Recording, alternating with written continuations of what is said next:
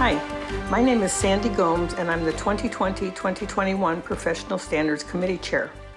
I'd like to inform you that Bay East has several programs that address real estate transaction issues, including mediation, arbitration, and code of ethics complaints.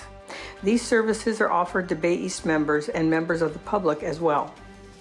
The Professional Standards Committee has transitioned all of its programs to a virtual platform to ensure we continue to assist members during these unique times. Our Ombudsman Program is available to assist members and is a voluntary way of discovering if a possible violation has occurred at no cost.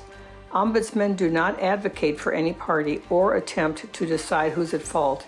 Instead, they assist all parties in understanding the issues and recommend options for resolving the matter before a more formal process is necessary.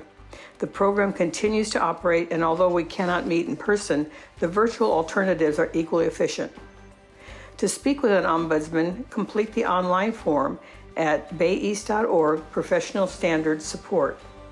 For more information about any of the professional standards programs, please visit bayeast.org Professional Standards Programs. And thank you for watching.